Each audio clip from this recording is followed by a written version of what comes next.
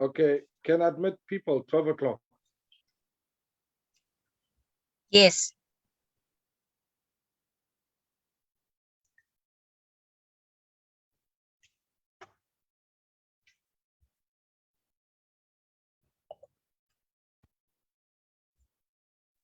Sipokas, please send Makwana the link. She doesn't have the link.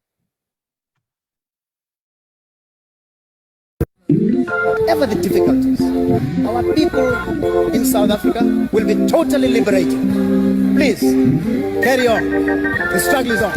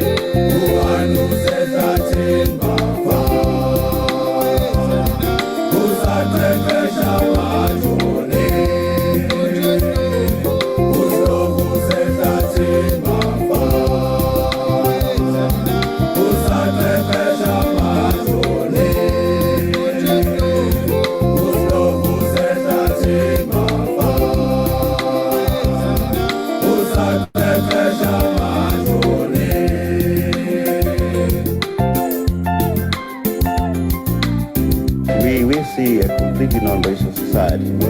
We don't believe, for instance, in the so-called guarantees for minority rights, because guaranteeing minority rights implies recognition of portions of the community on a race basis. We believe that in our country there shall be no minority, there shall be no majority, there shall just be people. And those people will have the same status before the law.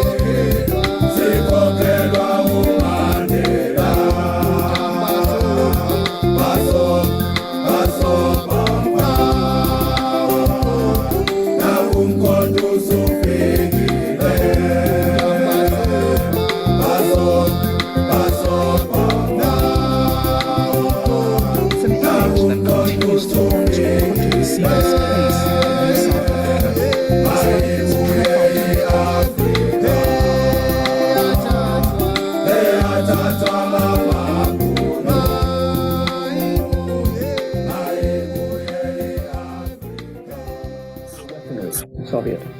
What Comrades, good afternoon. I hope I'm audible. I'm not in my usual station, so I hope I'm also properly visible to everybody. But thank you all for joining us today in what many have come to characterize when asked for comment about today's topic. They've all been saying this is such a pregnant topic, very pregnant. So we hope those really themselves are characterizations that tells us that more ways than one, today's discussions will be very fruitful in many ways. We're looking at a subject of politics of money and factionalism in the ANC. So that really is our subject matter. And I want to thank Comrade Mavuso Msimang, as well as Comrade Ndumiso Mokako, for agreeing to be our speakers to lead us on this topic. I must emphasize that it's a dialogue. Its intention is not to have speakers who answers each and every question that you might be having. Theirs is to lay a basis for discussion. If time allows us properly, we will then invite for the rest of us to make our own inputs to enrich the input, whatever that we have been made. But further to that, this all of our sessions are available on the Facebook pages of OR Tambo School of Leadership, also on YouTube, on the website, and even there you can comment, you know. And also part of what we are hoping is that all of this Umrabulo material, even the journal, the articles in it, all of the material the school is producing, commerce should be able to take those and use them in their respective spaces for further dialogue and further engagement. And through the sort of thinking or engagement rather with one another, will enrich our thinking, a better understanding of how the world works. And as we say at the school, above all, then being able to make sure that we have a good sense of how to change this world that we live in. I am here with Comrade Sipho Kasimbolo from OR Tambo School. My name is JP Lowe, by the way. I'm editor of Mokako, and I'm also communications, person responsible for communication at the OR Tambo School of Leadership. I'm here with Comrade Sipho Kasimbolo, who really is the person helping us just to pull things together, specifically logistically and otherwise. And I'm also here with Comrade Makwena Mudumola. I hope Comrade Makwena has been able to join us, because her role today is also to assist me as a co-facilitator. So she'll come in at some point to do that. Now, comrades, as I've said, that today's topic is intended to deal with the subject about the politics of money, as well as the subject of factionalism in the ANC as we have it.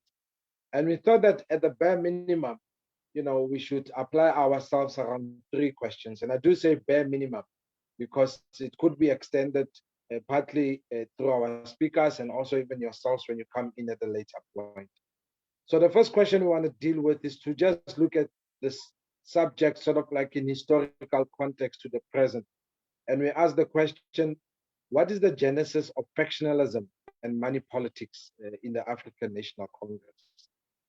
We also want to try to see if there can be solutions to this. In fact, we even need solutions. I mean, in another space, another comrade was saying, you can't wish away money. You can't wish away factions in a political organization, in any political environment across the world. So are we now backing up the wrong tree, if you like, when we talk around this matter? So in that regard, the second question we want to deal with is to just look at instruments we may say are needed if we are to address challenges arising from the present day factionalism and money politics. So if we agree that these are challenges, what instruments do we need to address this? And of course, if the argument is no, but these things are not challenges, it's life as it should be, we'll hear those for those who want to make that argument.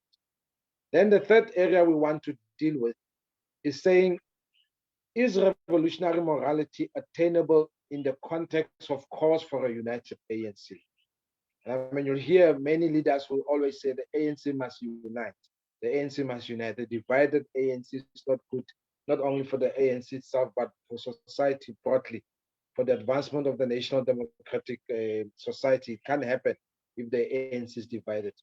But when we are sitting in contexts where some are told that they must account because of issues of corruption, for example, and all kinds of other wrongdoings that have happened in the organization. What do we mean by unity in that sort of context? And if we say unity is across the board, doesn't have some sort of criteria, if you like, and we go that route, does it then mean that revolutionary morality can still be realized in that context? Or do we want something else? And if we want something else, how then does that something else still ensure there's really true, meaningful unity? So that's the basket, that's the framework, comrades, that we want to be dealing with today. And I hope with that introductory comments, it helps a little bit. In terms of speakers, we're going to start with Comrade Ndumiso Mokako, and then we'll go over to Comrade Mavuso. I'm not sure if Comrade Makwena is online now. Comrade Makwena, will be able to join us? Okay. Well, we'll come to her later, comrades. But Comrade, I'm here, Comrade JP. Oh, you're here. Okay. No, thanks very much. I'm here, and I should I'm be on the screen now. Yes. Yes, we can see. I'm going to hand over to you, and I'll come back at a later stage. But good afternoon, welcome. Thank you for being with us. Thank you very much, and greetings to all comrades on the platform. Comrade Ndumiso Mokako is an activist who was born and he grew up in a small mining town and agricultural town in Mpumalanga called Carolina. This is where he joined the ANC Youth League and the Broad Progress Movement. Comrade Ndumiso has served the movement in different capacities, including as a branch chairperson of the Youth League at UP, served as the regional chairperson of SASCO in Tshwane, the provincial chairperson of SASCO in Gauteng, an REC member of the ANC Youth League in Gauteng district, and an NEC member of the Youth League. He is currently serving as a PEC and PWC member of the ANC in Mpumalanga.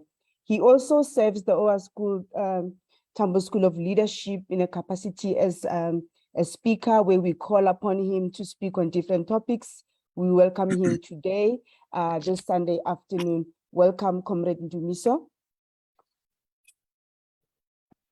Thank you very much, Comrade Makwena. I'm not sure, am I visible and audible? Yes, you are. No, thank you very much. Maybe let me start by thanking the OR Tambo School of Leadership for affording me this opportunity to sweep what I call the political dance floor for Comrade Mavuso Msimang, who is a veteran of our movement and worked for many years alongside President OR Tambo. And also thank the school for providing members and supporters of the ANC with this political platform for members and supporters to examine the problems facing our movement, especially the twin devils of factionalism and the use of money. And to me, this is important because I subscribe to the teachings of, amongst many people, Ben Okri, who taught us that if the things we face are greater and more important than the things we refuse to face, then at least we have begun to re-evaluation of our world. At least we have begun to learn to see and live again. But if we refuse to face any of our awkward and deepest truths, then sooner or later, we're going to have to become deaf and blind. And then eventually, we're going to have to silence our dreams, the dreams of others. In other words, we die in life. So in my view, today's political discussion on the impact on the use of money and toxic factionalism, and I'll explain why I say toxic factionalism later in my argument on our movement, is part of facing one of our deepest truths and deepest challenges facing the ANC at the present moment, but most importantly, of trying to stop the organizational decay we're witnessing in the ANC today, or preventing the ANC into becoming an organization which Frantz Fanon described when he argued. But then, since the party has said it is integrated, nothing is left but the shell of the party, the name, the emblem, and the motto. The living party, which ought to make possible the free exchange of ideas which have been elaborated according to the real needs of the masses of the people, has been transformed into a trade union of individuals' interest. So this discussion, amongst many things, happens in the broader context of organizational renewal, which wants to stop or prevent the ANC from being an organization which is a shadow of its former selves, and it is only left with the name ANC and the colors black, green, and gold, without anything that shows that it is the ANC of O.R. Tambo, Walter Sisulu, and many others. Our organization, like many former liberation movements, is grappling with the negative impact of the use of money and factionalism. And our analysis of the problem shouldn't be narrow, but it must happen in the broader context of the temporary victory of neoliberal forces and their value system, which embraces individuals and their successes over the broader success of the class. And I say, Comrade JP and Comrade Mavuso Msimang, temporary victory of neoliberal forces, because I remain extremely hopeful that one day socialism will triumph over neoliberalism and capitalism, and we prioritize the well-being of the class above the individual. This is a value system that has ingrained in the minds of our people that people deserve respect and admiration because they are rich, regardless of how they acquire, maintain, and expand their riches. We respect them for the brands of clothes they wear, the sizes of their houses, the brands of the cars they drive, and the price of the champagne they drink. As a result, people are prepared to do anything to be successful by these standards and earn the respect of society. This point was recently and succinctly put by Mr. Soludo in a graduation ceremony in Nigeria when he argued, as the news tightened globally on the criminal enterprises such as drug trafficking, internet scamming, many of the barons flocked into politics as the next easy alternative. Politics has become big business. Appointment or election into public office is seen largely as an opportunity to eat rather than a call to selfless service. Unfortunately, Comrade Mavuso, the ANC which we have served for more than 40 years, is not immune to this challenge. And I believe this problem is at the center of the organizational decay that we are witnessing today. When closing the 2005 National General Council, Comrade Thabo made a strong observation on this matter. In his argument, Comrade Thabo said, to be a ruling party means that we have access to state resources. It means that those who want to do business with the state have to interact with those who control state power, the members of our movement who serve in government. It means that those of us who serve in the organs of the state have the possibility to dispense patronage. It therefore means that we have the possibility to purchase adherents with no regard for the principles that are fundamental to the very nature of the ANC. All this makes control of state power a valuable asset. It makes membership of the ANC an easy route to access of power. It makes membership of the ANC an attractive commercial proposition. It makes financial support for the ANC an investment for those who want to generate profit for themselves and do business with government. This means that a group of business people or those who want to get rich at all costs will sit in a corner and identify certain people who are active in the political arena or who are outside and encourage them to participate with the sole aim of capturing them or making them beholden to them, such that once they capture political power, they then capture state power and they remain beholden to them. And when they are beholden to them, they make sure that all spoils from the state, which can be in the form of tenders or jobs flow to them, or at worst, even drive policy of the state towards them, undermining the will of the people. I doubt that at the time Comrade Thabo made this observation, the problem was as pronounced as it is today, Comrade Mavuso, wherein it is no longer a secret, or members say without any iota of guilt that will not nominate Comrade X because he does not give us money or amatulusi. We are going to nominate Comrade Y, who when we nominate him, he gives the leadership 10,000 for a nomination.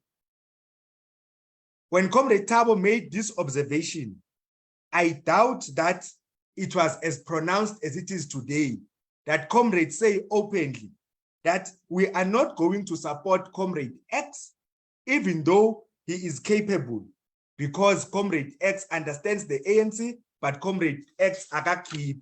And on that basis, he does not deserve our support as a branch or as people.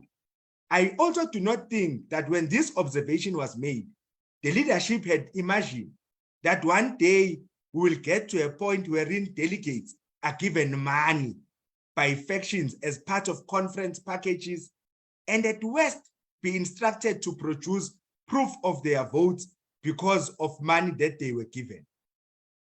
I recently learned that in one conference that took place recently, delegates were told that when they approach the voting booth, all of them must say they cannot write, such that when they vote, they call the elections agency or the people who are assisting with the observers in voting, and then they say, I want to vote for this person, such that it is clearly seen that who voted for who and who did not vote for who.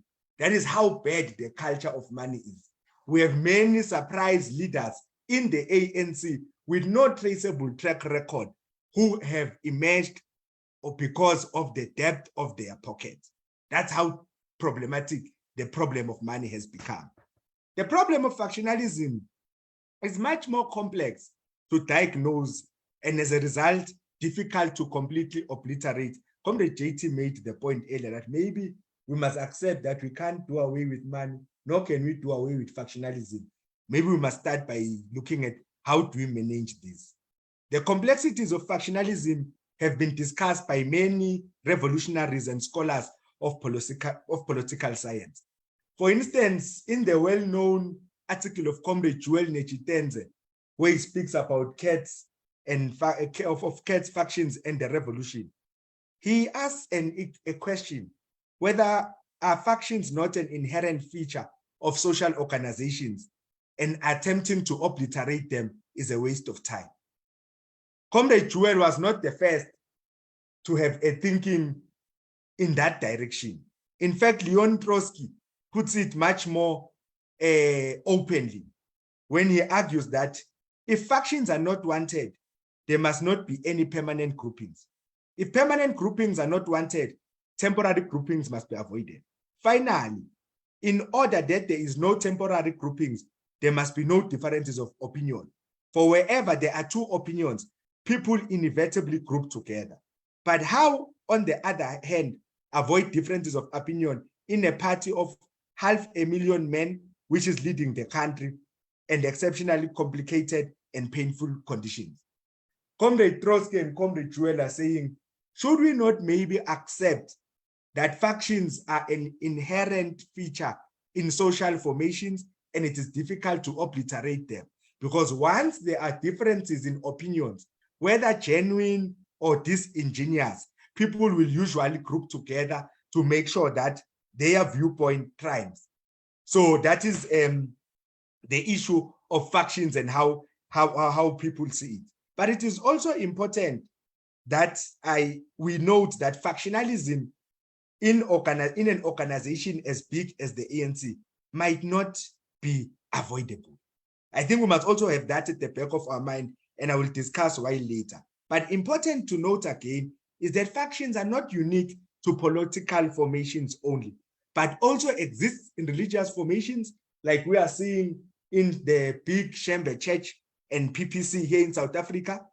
Factions also exist in business, like we are seeing in the cat and mice fights in APSA of Sipho Pichane and the opposing faction, like we are seeing in Old Mutual in the fight between Peter Moyo and Trevor Manuel. So factions do exist in different types of formations. The issue is, the most important thing, we must distinguish what type of factions are they and what brings them and what is their intention. So in terms of those who study factions in political formations, and which is the purpose today, they study both in the ANC and other political formations. They trace factions in political formations as far back as the Russian Revolution. In fact, what later became popularly known as the Bolsheviks party was as a result of a faction or a breakaway when there were two contending factions of the Mensheviks and the Bolsheviks. But we also know the undesirable impact of factionalism, like we have seen in the Indian Congress, when in the Indian Congress, which took it away from being a ruling party after almost 30 years because they couldn't manage their factionalism properly. And it is also important that those who study factions in political organizations, the ANC included, describe these factions or at least categorizes them into three types of factions. The first one, it says there are cooperative factions. These are factions in many instances which are formed on the basis of an ideological output or a primary political program. And this factionalism is mainly categorized as one that causes cohesion in an organization, and in many instances elevates or heightens the struggle and make sure that we achieve their objective. So these are factions which generally are acceptable. Those who study the history of the ANC will say it is a faction similar to that of the Youth League in the 1949, around 1940s to 44 to 49, which ensured that President Mokako becomes president. They had an ideological persuasion. They had a political program to advance. They formed themselves as a grouping and advanced that. And that, because of their actions, they took the struggle for liberation in South Africa as led by the ANC to greater heights. Then you have cooperative, then we have competitive factions. These are factions which are generally opposing, even though their opposition is based on ideological outlooks or the political programs or the tactics to be pursued in the struggle at a particular point in time.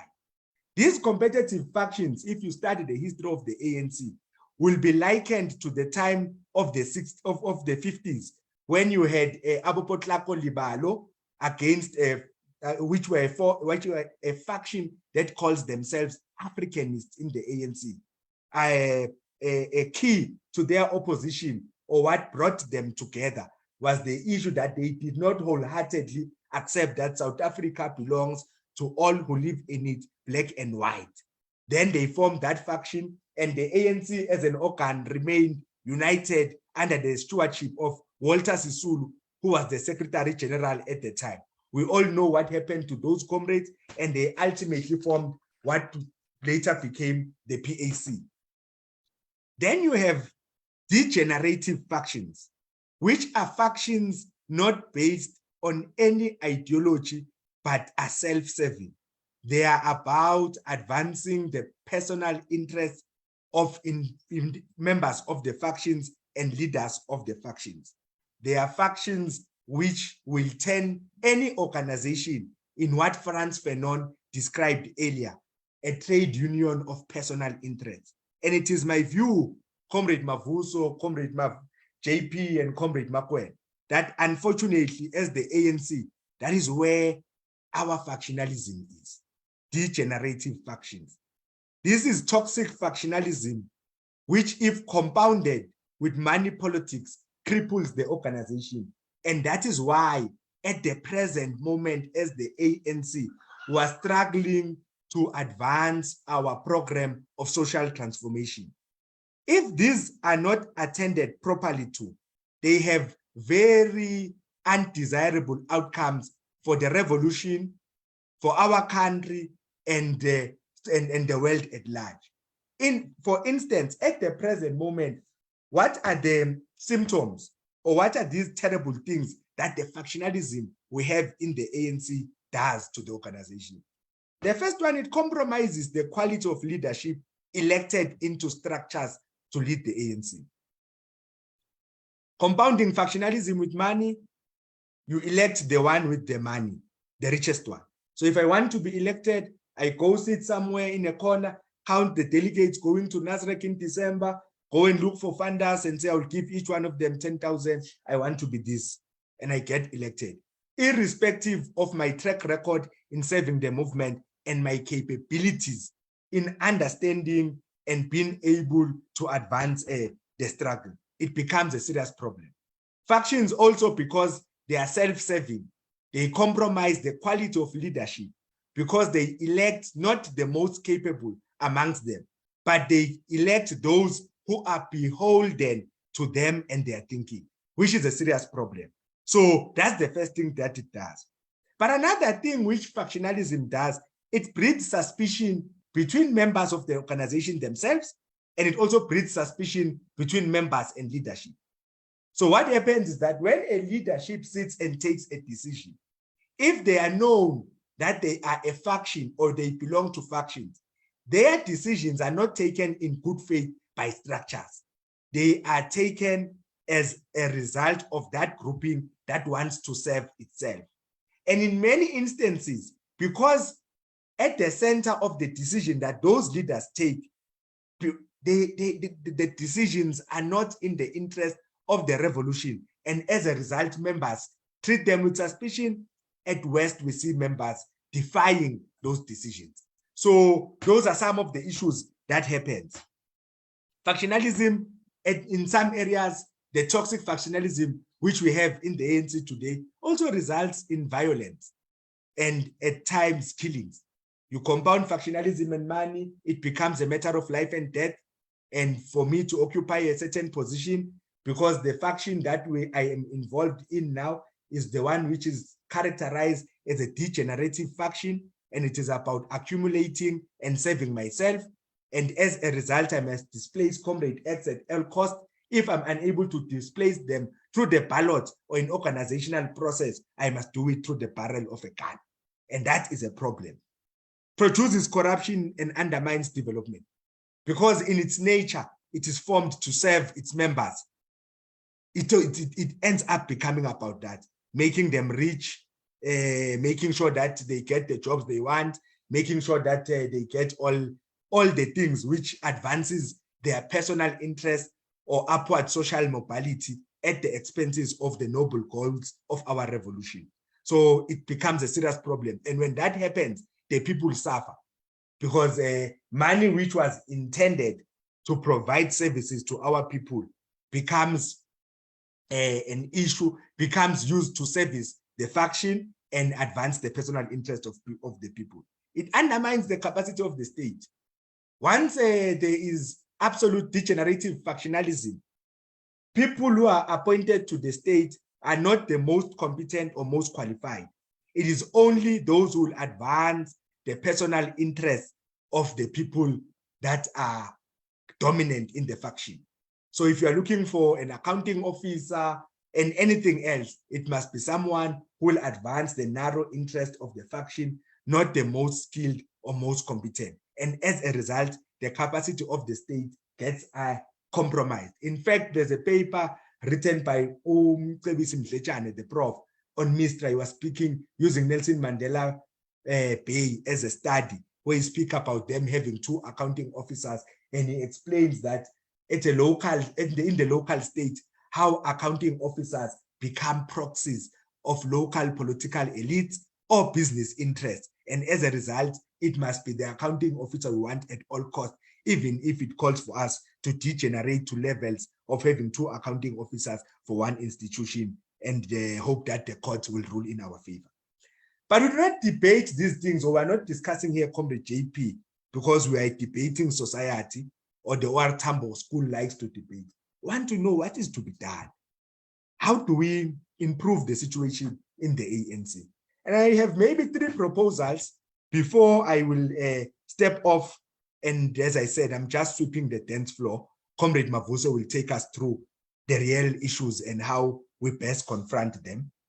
I'm going to align myself to the view which was expressed in the 2020 documents which were prepared for the NGC, which did not take place.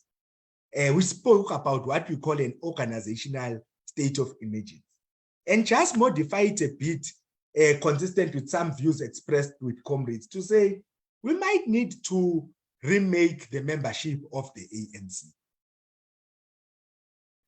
I don't think there's any organization that can succeed if it does not jealously safeguard who becomes its members. And we must start applying Rule 4 strictly. Everyone who applies to be a member of the ANC, his application must be treated as a real application, considered. He or she must be scrutinized, and maybe we need them to at least convince us orally or in writing why do they want to be members of the ANC? What value do they think they will add as members of the ANC? And this is important because we already know that there are people who join the ANC to capture the state. There are people who join the ANC to capture its leadership or to lead it for narrow factional ends that will enrich certain groupings. So maybe through that interaction, we might be able to identify a group that we say, no, we're not, chief, you don't qualify to be a member of the ANC. We would rather live with you as a supporter, and we keep you as a supporter who goes and vote every 5 years and do not participate in discussing policy direction of the ANC or discussing leadership, because if we don't do that, ultimately the ANC and our revolution gets hijacked. We must increase the political training, Comrade JP. At the present moment, we have a 6 months probation period in the ANC, which I believe is very short, but the worst part is that we don't do anything. A person comes in, fills in a membership form in January. In June or July, we regard them as members who must participate fully.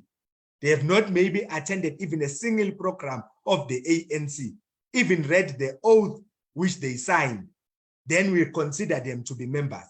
Then they come and do all these things, at times unknowingly that they are wrong. But it is because we do not do anything during the probation period. Extend the probation period. After extending the probation period, make sure that there are certain things that happen in order for us to ensure that the people we are allowing to be ANC members understand the values, principles, and traditions of the ANC. Because at the present moment, you can't blame them. They came, they applied to be members, you accepted them. In your own constitution, you say you have a probation for 6 months, but you don't do anything in that probation. So that, for me, is very important. Look, in any organization, again, Comrade Mavuso, maybe you'll come in on this thing. Others will call it succession planning. Others will. I don't think that all members of the organization, or there's any organization that is serious about the revolution, which will practically mean that all its members are able of leading. I don't think that any member of the ANC can lead the ANC. So we need to make it difficult to lead the ANC. Leading the ANC must be a rare privilege that is left to the most advanced. Because if you don't do that, one of the mistakes that you do, Comrade Jewel puts, is that you elect weak leaders and their blind spots or weaknesses become the collective property of the ANC. Now, when we speak up, or when we elect a leader that can't debate, we must all the times, when he or she has been defeated in a debate, say, no, but the life of our people are not about debating. It's about implementation. We even say it proudly these days that, no, it's not about theory. And you can't have a revolution without theory. I mean, let's elect leaders who are knowledgeable, who are conversant with our theory. So it must be difficult to lead the ANC. Because if we don't do that and allow every Tom, Dick, and Harry to lead the ANC, it becomes a serious problem. So we must be very, very stringent on that. It is not enough, the current requirement, which we have in the Constitution, which speaks about number of years to be in the NEC, you must have been 10 years. Because it means that I can pay 200 Rand when I'm turning 20 and don't attend a single ANC event. And when I'm 31, come and want to be in the NEC because I've been a member of the ANC for 10 years, just for 200, which I paid 10 years ago. It doesn't make sense. There can't be an organization that allows people to be led so easily. We must strengthen instruments, Comrade Mavuso, Msimang, Comrade JP, like you said, like the Integrity Commission. We need to strengthen those instruments, allow them to do their work without any interference or hindrance. And they must frown on wrongdoing or on those who violate the values, principles, and traditions of the ANC, irrespective of the position they occupy. They must not have eyes, nor must they have ears. The principles, traditions, and values of the ANC must be upheld at all material times, irrespective of who is involved. Those are some of the notes that I thought I must share with colleagues in the limited time that I would, with comrades in the limited time that I was given as a contribution to this debate on money and factionalism in the ANC and what needs to be done, but most importantly, as part of the broader debate on organizational renewal. Because comrades, if we don't do this thing, Comrade Mavuso, we are surely going to continue on the downward slope where we are led by those who have the deepest pockets, where we are led by the most theoretically weak just because they are aligned to the correct faction. Thank you very much.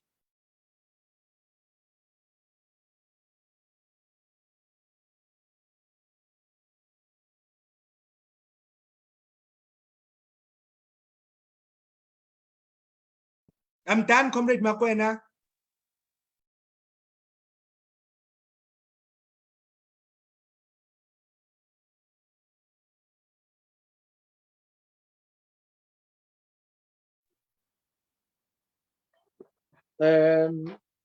Comrade Dumi, I'm not sure if we might be having trouble with Comrade Makwena, but let's give her a little bit of time to come online. I'll step off if she's able to connect proper. Comrade, but thank you very much for your input. Certainly not disappointing, covering a number of, I think, very interesting areas and even focusing itself on some practical steps that needs to be explored, comrade. So there has been the lay of the land. We are now going to Mavuso Msimang, a veteran in our movement, somebody who really needs very little introduction to many of us, who's also had the pleasure to work with our president, namesake of our Tambo School, President Oliver Reginald Tambo. Now, Dadam Msimang, I see here in your profile, it says that you are a prominent member of the ANC, have served in the People's Army's Umkhonto Msizwe's military high command, was appointed secretary to President Tambo. That's around 1972, and Dadam Msimang, I'm not sure if I could even speak proper by that time. This happened after the historic Morogoro conference in 1969. He joined the United Nations in 1977, serving in Zambia, Kenya, in Ethiopia. He also served as a country director for the World University Service of Canada. What's I think is referred to as WISC, WUSC, and K International in Ethiopia and Kenya, before being named the head of emergency planning in Ottawa and Canada, where he returned to South Africa. He helped perform many roles. I also know him as somebody who was CEO of South African Tourism, for example, Director General of the Department of Home Affairs, and all kinds of different roles. But a person who certainly be very focused around the subject of how do we make sure the ANC plays its rightful role in society. Sometimes raising views that many find very uncomfortable. But that's what we need, comrades, to go into the spaces of discomfort so that out of it we can all come up the better and know that whatever solutions we have are very rigorous and robust. Dadam Msimang, with that very short introduction, which I hope does some justice to what I know in truth is really quite a very lengthy profile. Please serenade us at least for about another 30 minutes or so. Thank you.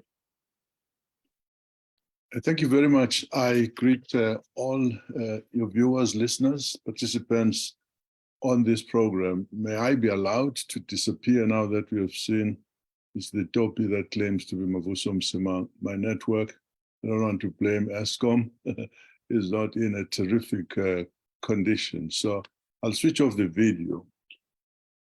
I have to very quickly commend Ndu for a really absolutely comprehensive introduction to the subject for discussion today.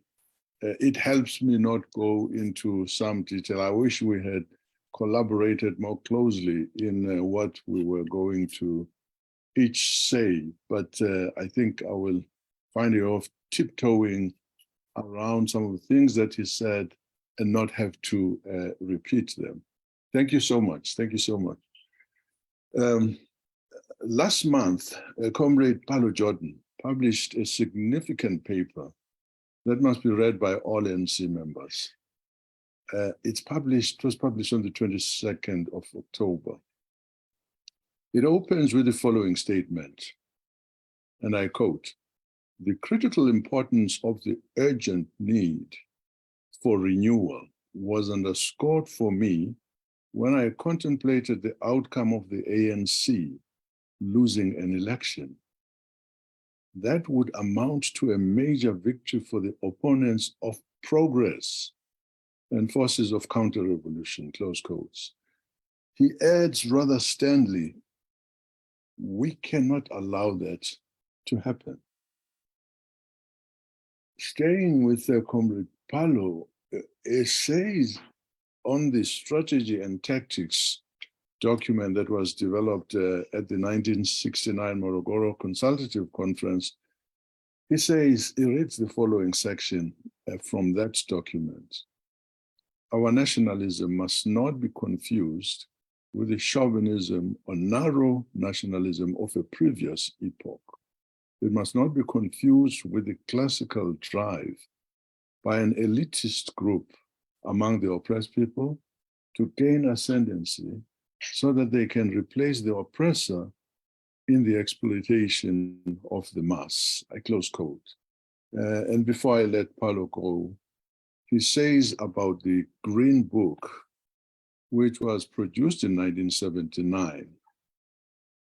He quotes from it this section, and I quote, "In contrast to many old-style nationalist movements in Africa, we," meaning the ANC, "believe that there can be no true national liberation without social emancipation."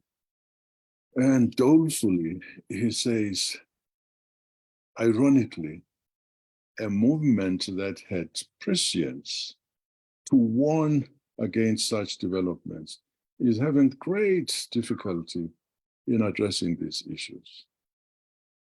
So now to the factionalism topic that has been assigned to us today, and which has been already introduced very well by Comrade Ndu. Generally, and this is a continuation of what you said, I must point out that there is nothing sinister about the political function, namely a grouping of individuals with within a particular organization who are united in a common goal for the organization that they are part of and stick together to achieve their goal and so improve their position within the organization. I think this is what he was calling a positive faction, so he may not have said so in so many ways. In fact, this is my observation, there are instances where a party leader may choose to have as her advisors people who represent every faction in his party. Such a faction in the ANC, for instance, might believe that the kind of basic education that is being offered to children in our country is the pits and will not be able to provide skills needed by a modern economy. And that therefore our country faces a bleak future if it forever relies on the skills produced by the independent schools and a handful of public schools. Such schools, by the way, constitute no more than 6% of the total basic school system. An ANC faction then that would advocate the overhaul of such a system may decide that it would be best to elect to the NEC an individual who has a passion for good education and possesses the capacity and commitment to replace what we have now with an appropriate outfit.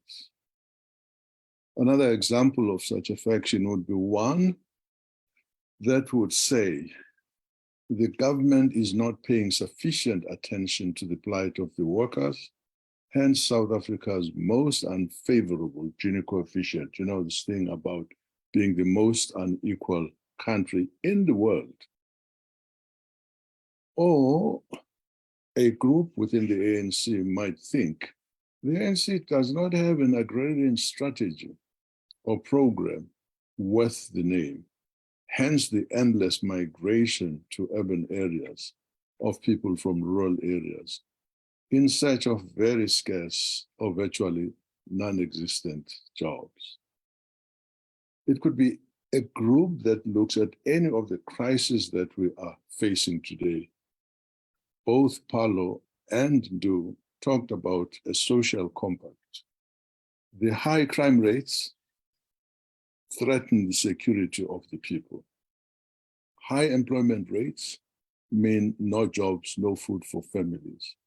High poverty levels, Stats South Africa tells us that there's been an increase in poverty, in actual poverty, since we took over the running of this country.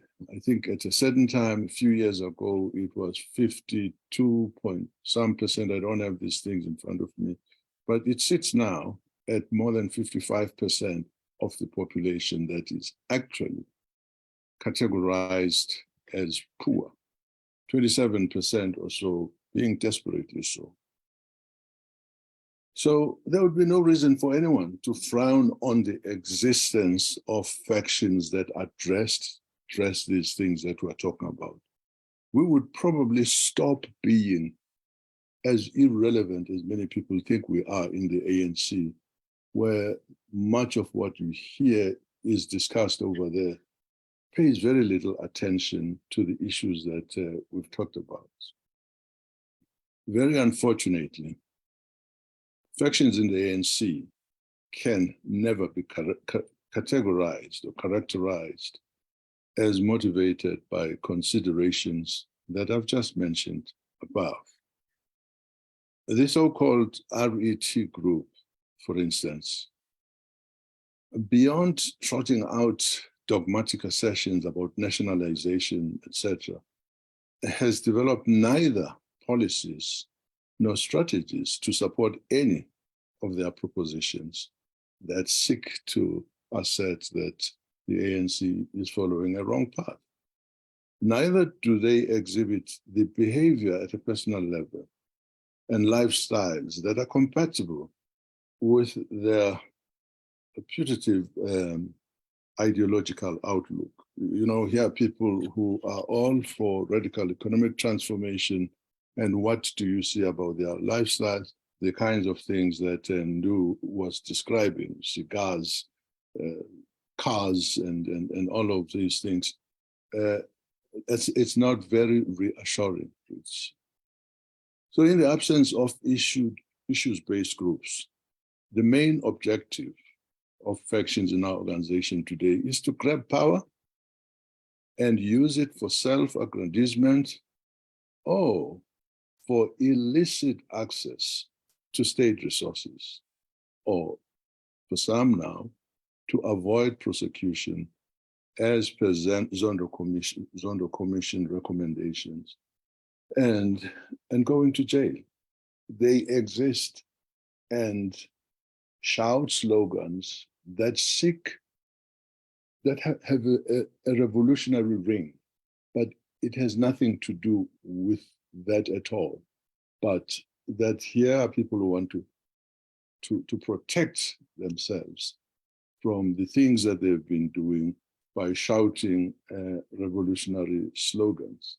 No one can say, I want to be in NEC so that I don't go to jail, you know, as Zondo says, not at all. So the calls, for instance, for doing away with the step-aside rule in our organization in these circumstances of today can only be fueled by a desire to achieve any of the above stated ulterior outcomes. we're witnessing serious allegations by senior leaders allegations that are totally unsupported by any empirical evidence concerning the weaponization of the judiciary.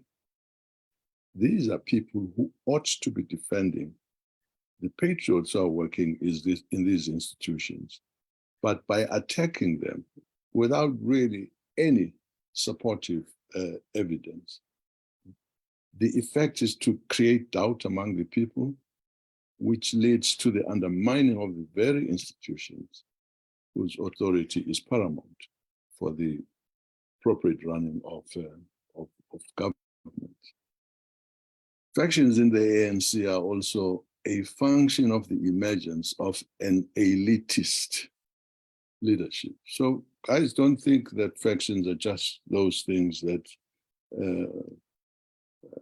wants those slaves to be in power. It's a phenomenon in which elitists behave in a particular way, and they are, by all definition, a faction. So conspicuous consumption has been already amplified, has become a culture within our ranks, particularly among those in leadership positions. These people benchmark their lifestyles against those of rich business people, indeed, in many instances, even against celebrities. You see this in their behavior, because they drive, the homes they own, the holiday places they go to, and many more things that were indicated a little earlier. I dare say that a revolutionary leadership would be most embarrassed by some of the provisions of the ministerial handbook, a handbook that doesn't bear the remotest relationship with the standard of living of ordinary citizens in the country today. It would do in Britain, in Italy, in any of the advanced countries, they would be very comfortable to have a comparable ministerial handbook. All too often, you are finding people tripping over this handbook, which continues to recommend improvements at a time of dire difficulties for the ordinary people. So I'm saying, by any valid definition, such a class in our organization constitutes a faction, and that is bound together, which is bound together by a common desire for a luxurious, not just comfortable lifestyle. Let's talk a little bit about ethnicity as an element of a faction. You know, at the founding of at the beginning of the 20th century, when the ANC was founded, it committed itself to fighting the scourge of tribalism.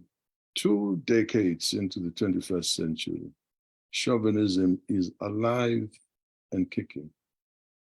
How else does one explain the discordant lament at the absence of representation in the top 6 of a particular province? What does it matter? What is so special about it that it should merit a mandatory presence in certain structures of the organization? But these things are said, and you know them. Nearly everybody who is listening here has heard these things.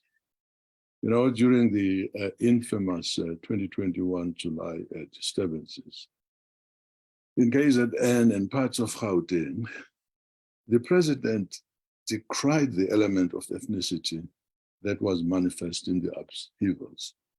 I think because he retreats sometimes when people say, hey, he later withdrew the statement.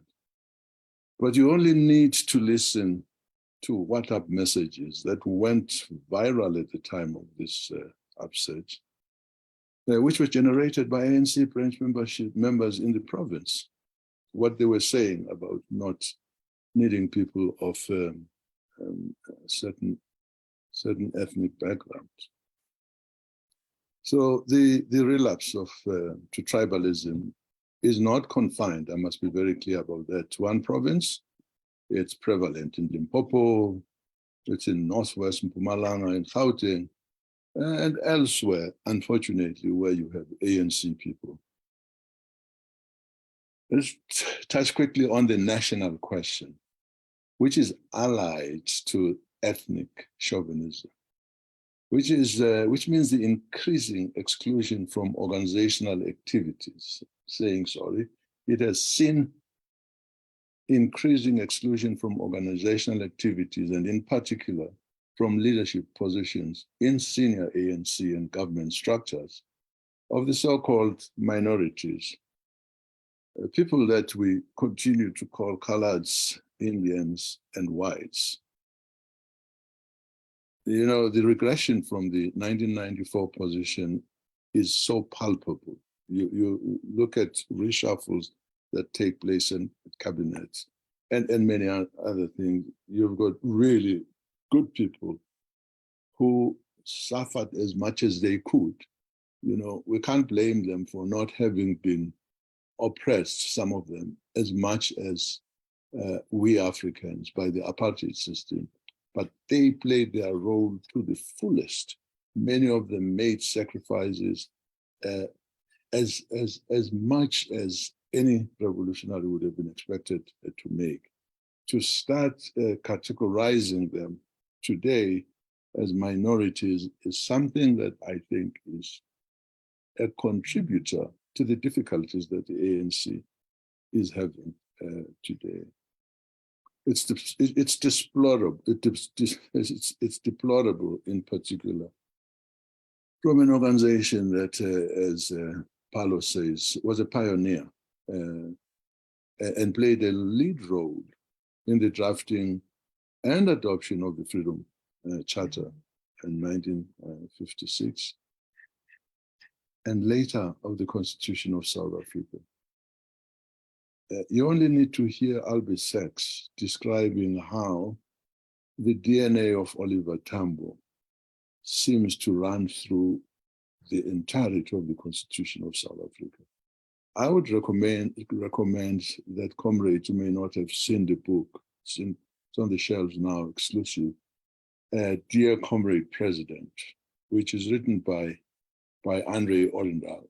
It's worth buying.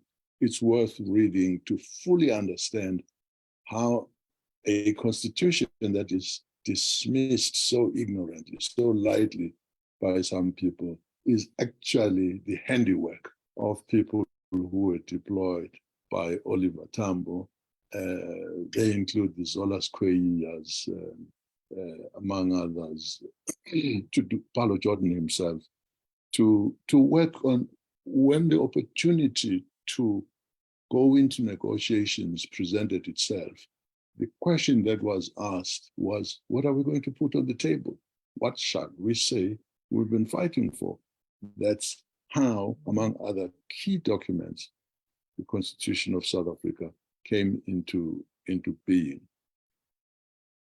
The Morogoro Conference, I don't like to talk about these things of old people when there's so many fresh young people, but we should read, which was held in 1969, and the Kabwe Conference, which happened later in 1985, already took giant strides in advancing non-racism. Isn't it perhaps time we discuss now the continuing relevance and or justification of using these appellations of colored, Indian, and so on when referring to fellow South Africans? And I'm not saying we should do away with them, but we should discuss and see whether in terms of the gender for development, we still need to use these things. They are causing problems. You'll be aware that among many others, Comrade Jesse Duarte had cause to lament this adverse development on regarding this matter from an organization that claims to be the leader of society. By the way, let us be very humble. Tambo always used to say, we must be the leader of society by our actions. It was an aspirational call. You don't get people behaving in the manner that they do. We're the butt of so many jokes because of our corruption. And we take public platforms and say, we are the leader of society. We should aspire to that. We aren't that right now. Now, corruption, and we must come to an end so that we can open the matter for discussion. Now, I'd like to conclude by saying that the most pernicious faction is that of the corrupt. It has got its own antagonistic subsets, where the law of the jungle dictates that each for himself, and the proverbial devil takes the hindmost. They are all doing the same wrong things, but they will not collaborate because each one wants to beat the other dog. We really must be mindful wherever we are, all the time, in our conscious moments, that what has cost us as the ANC, the respect and support of the people who once solidly stood behind us, is the utter absence of commitment and our sheer incapacity to deal with this avarice called corruption. As we continue to protect the venal, the corrupt, the thugs, the thieves, in the name of ANC unity, the people have increasingly come to believe that this is a manifestation of this notorious saying that there is honor among thieves after all. There are many examples of this, very many, too many to waste your time on, but suffice to say, the continued shameless deployment to senior positions, including cabinet, of people who were involved in acts of corruption are indicative of our lack of will to deal with this thing, which has cost us the support of the people. Retaining in leadership positions people whose friends, families, or who they themselves benefited from state resources, particularly at a time when the nation was at its most vulnerable during the ravages of the COVID pandemic. We've got those people sitting nicely there. Some of them want to be treated, to be elected as president. And what kind of ANC cadre is this, who sees nothing wrong with proposing for election a person who has such a stark record, such a terrible record? What would happen, by the way, if once you elected these people president or members of the ANC? The law, which has a very long arm, sometimes takes long, if it stepped in and said so and so is now being charged, at that point, we disentangle the arrangement and the rubbish in which we've put the ANC and say, now you can step aside. Guys, we are committing a serious dereliction of duty when we outsource the responsibility of dealing with miscreants or people who misbehave in the organization. We ought to be strengthening the Integrity Commission, provided with the wherewithal, which would enable it to make a judgment. And we don't have to wait for courts to charge people or not charge people. Any organization that sees people misbehave takes action to protect its image. Chinjaridem, this guy was removed because there were reports confirmed. I think there were YouTube videos that showed him abusing his partner and so on. They said, we will have no track with that. And wait for now. There's no question of the weaponization of the judiciary or anything like that. Once your case is cleared, we'll be happy to invite you back. And if it isn't, be gone, be not part of us. So we do have this dereliction of duty, and you are asking whether renewal will happen. How can you renew an organization together with those who are the cause of the problem, of the demise of the organization? So, the last point I want to make is we talk about the role of money. I think Ndumiso really dealt with this. When people talk about this palapala, it's got its own issues, and I've made some comments about this, and I don't retract any of them. But what is missed is that when a leadership of the organization, such as we've described now, who live these luxurious lifestyles, who play around with millions of dollars, you are part and parcel of the same organization that believes that 350 rand should be enough to take somebody from one month to another, and yet there are arguments as to whether it's actually $90 or whatever nonsense, $1 million. It's obscene.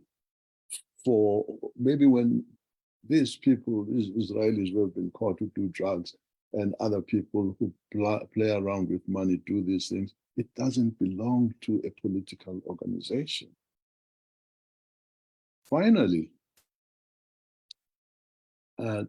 I think what we should do is what Comrade Omri Matabata has been saying for a long time.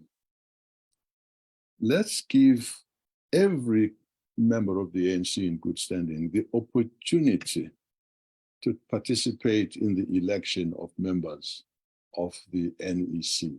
When these conferences take place, they should discuss policies, strategies for the organization going forward, and completely disaggregate, remove the issue of the election of these people. I think when there's still 18 months, say, remaining before the end of the term of an NEC member, of NEC members, the Electoral Committee, currently led by Comrade Kgalema, should be empowered, and funds must be made available for it to ensure that proper elections are held to elect the leadership of the African National Congress.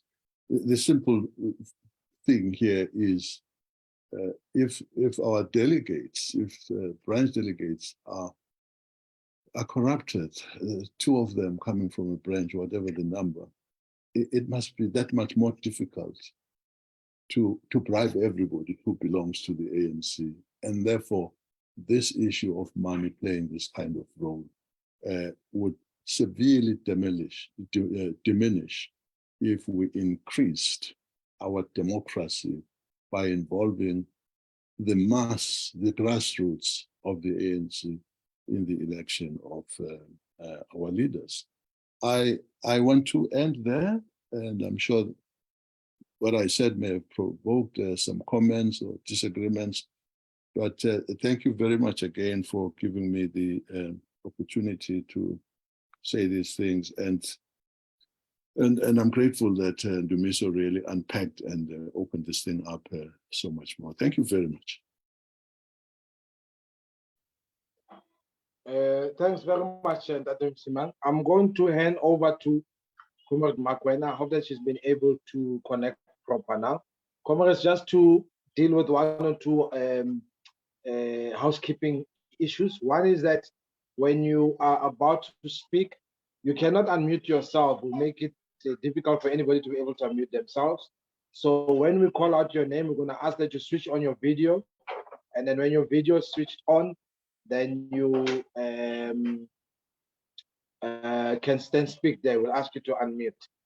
And if you are not speaking, can you please keep your video off just to help everybody else with bandwidth who's trying to be online. And I should also, in fact, extend a word of gratitude for many of you who's joined us here today.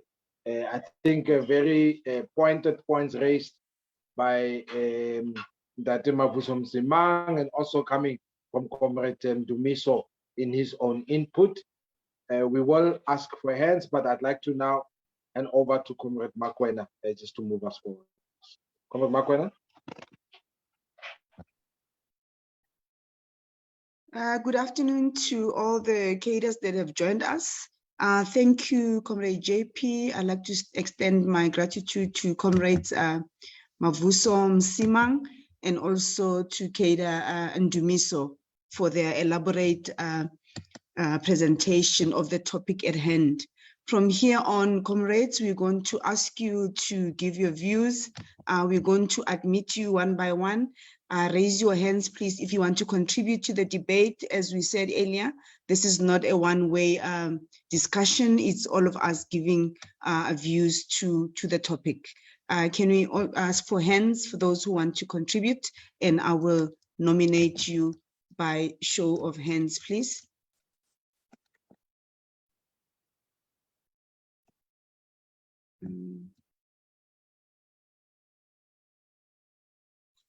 Comrade JP, I can't see the hands that are raised. If you can just help me there. Okay. Sipo, please make Comrade Makwena, please make See the hands. Comrade Makwena co-host so you can see the hands. But we have Comrade Zwake Bata. Perhaps we should start with him. Comrade Zwake, please switch on your video and also unmute. Thanks, Kira JP. Comrade Zwake, please go ahead. Greetings, comrades, and thank you very much to the presenters of this robust discussion. In no particular order, I think both panelists would love to get the reaction insofar as whether by default we have utilized, or rather we have overlooked the utilization of money to achieve a political office, or rather the utilization of money in the leadership political contest. And we had a recent case of the president of the ANC having formally put together a trust, and also that the money was used for the purpose of campaigning. So I just want to check from the veteran Mavuso whether, you know, that on its own was not the betrayal of revolutionary morality insofar as explicitly, you know, and communicating the view and the idea that yes, the money was used, and also that there were some bank statements that were unable to be, you know, open. So that when we talk about the use of money in the leadership political contest, we are also mindful that there's a precedent that has been set, but nobody speaks about it, so that we can also be clear going forward after these nominations, whether that is actually allowed, whether a trust was created and there were some bank statements. You know, one day I, Mzwake Mbata, you know, will be nominated. But if I do not have resources, it will mean that I might not, you know, occupy a political leadership position in the ANC simply because of lack of money. And if we continue to do that, it will mean that we will institutionalize, you know, the use of money, and also add an Americanization of our politics as an ethos of progress, which is something that is counter, you know, to the revolutionary morality of the ANC. Yeah, I would simply end here as a first comment. Then at the end, I will come back. Thank you very much, Comrade Chairperson. Comrade Makwena, can you see the hands now?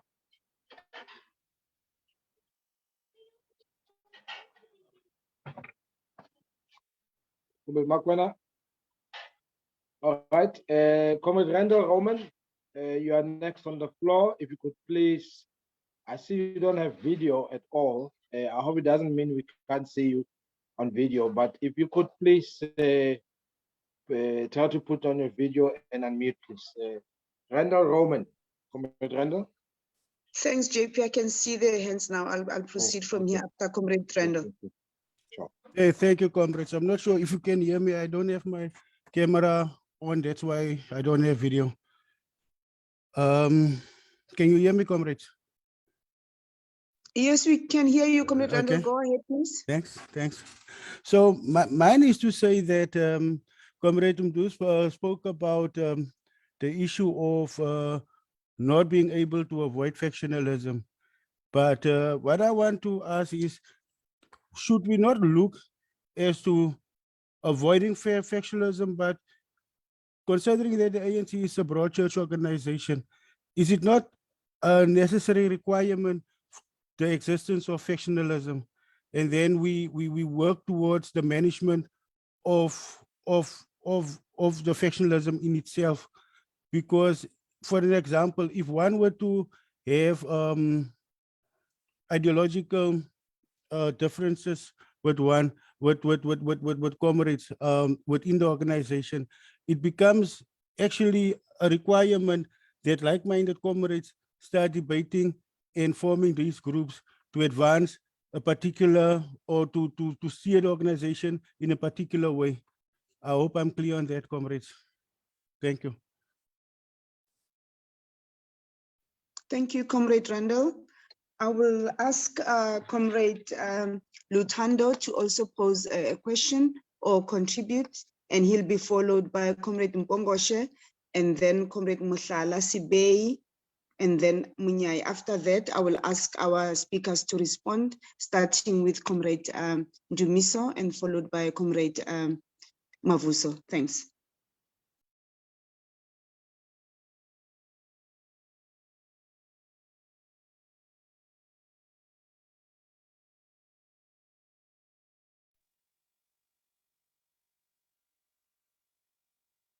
Comrade Konfi.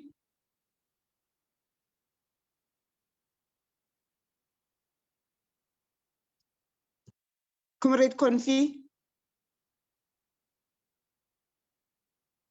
Okay, we can move on to the next comrade, Comrade Lutando. Please go ahead. Can you hear me? I can hear you now, Comrade Konfi, go ahead. Okay. Just to Comrade Lutando, the first speaker.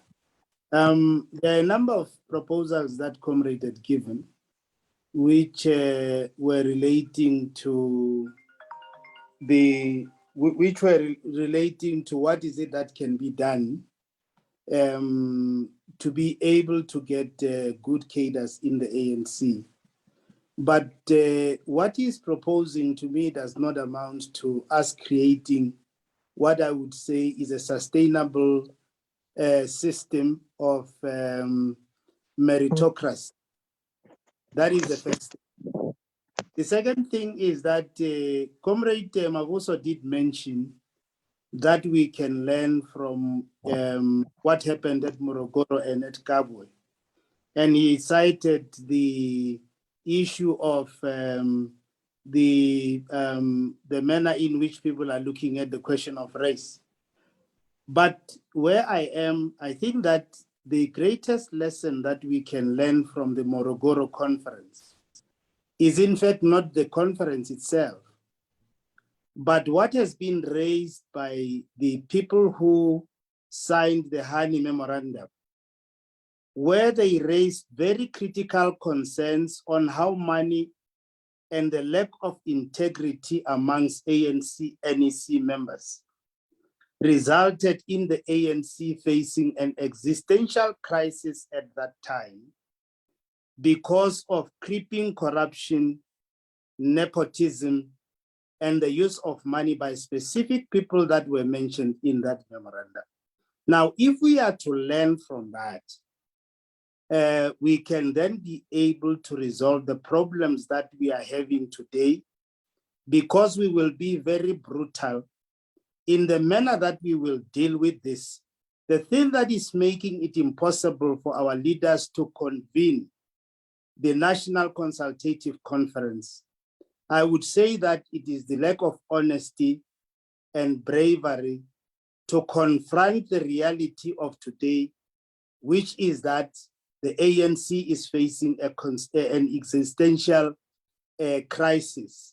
Unlike Comrade Oliver Tambo and the ANC leadership collective of that time, who stood up and had a conference within 2 months when they realized the crisis, the ANC, NEC, and current leadership, including even the veterans, have not been bold enough to have very thorough intervention that can make sure that the resolutions that have been taken in the last 15 years on renewal and strengthening of the ANC are implemented.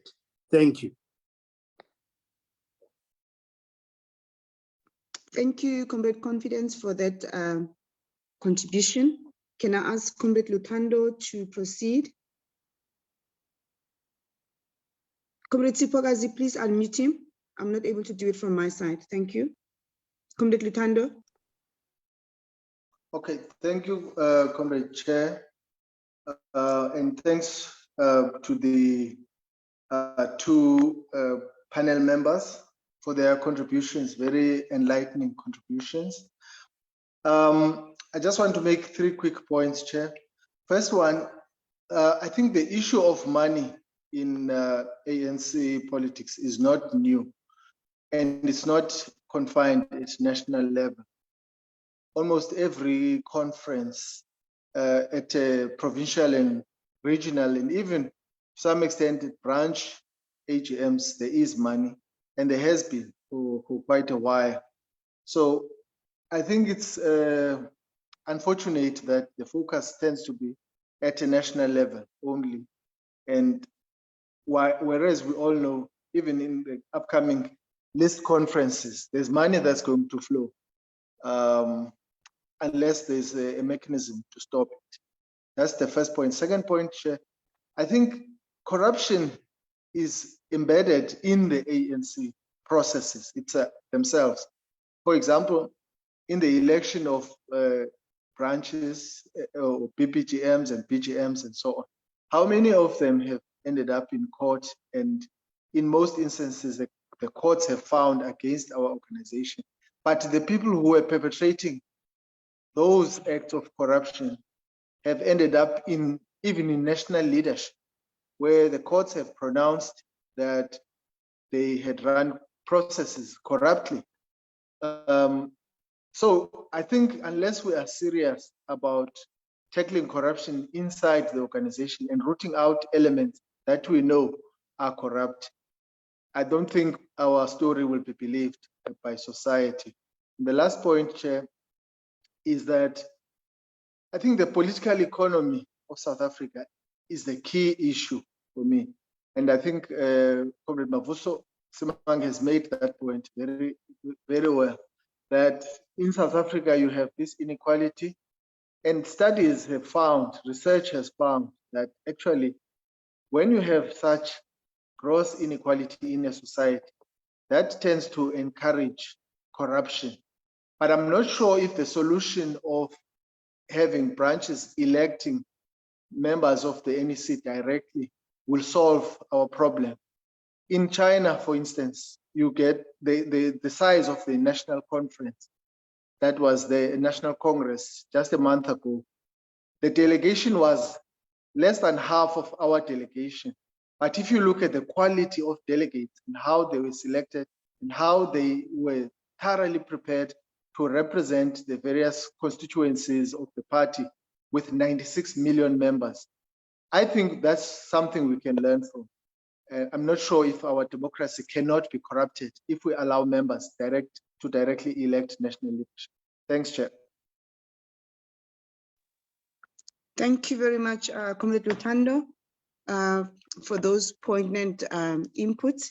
Can we ask Comrade Mpungoshe to go ahead? Comrade Mpungoshe. Oh, thank you very much, Comrade Chair, and greetings to the panel members and all comrades on the platform. I think, Chair, I would like to raise about 2 points. The first point, Chair, I want to raise, Chair, is I think an important distinction to make is a distinction between a faction and what is sometimes called a tendency. Because I think a point was made by Comrade Ndumiso that there's nothing wrong with comrades and comrades who agree on a particular policy or would like an organization to take a particular direction, agreeing and grouping themselves together and say we're going to advocate for this or that policy or position to be adopted by the organization. But I think a tendency would be when a particular grouping organizes itself in such a manner that begins to marginalize certain people within the organization, and this is where politics of money and robbing the organization of its capacity comes in, because this is how comrades and people who are talented, who are able to come in and participate within the organization, end up being denied the opportunity to come in and participate. So what creeps in is a lack of appreciation for talent, and this begins to show in the organization's capacity to organize in certain spaces. But the second thing I want to speak about is the issue of the renewal. Part of the problem about the conversation we're having about renewal is that we speak about renewal in a manner, we have reduced it to being about personalities. You often hear comrades saying that if you don't elect this one, renewal will not continue. If we elect this one, renewal will continue.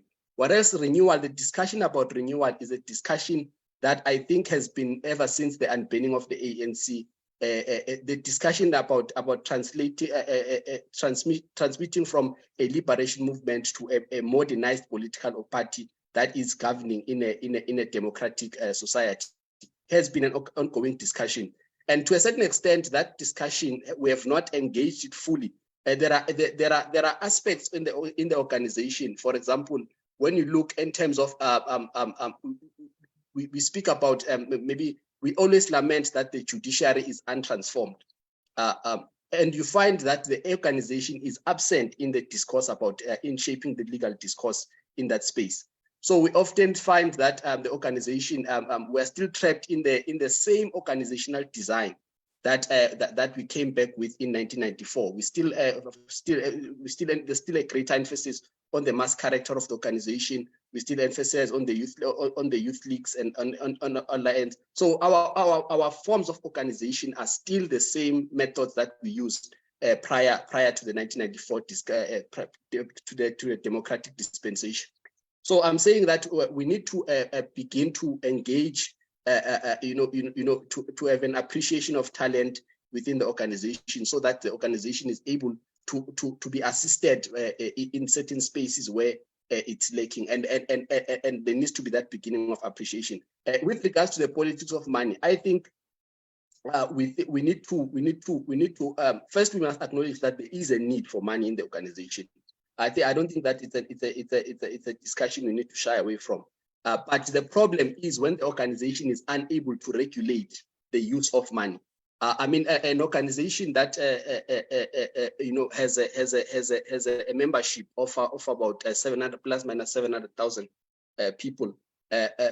Some within the organization are people who are in the working and middle class sections.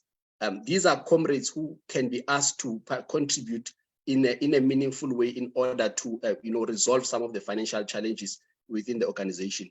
So there is a need for the organization to be able to regulate the use of money and be able to channel how money is used effectively to assist the organization.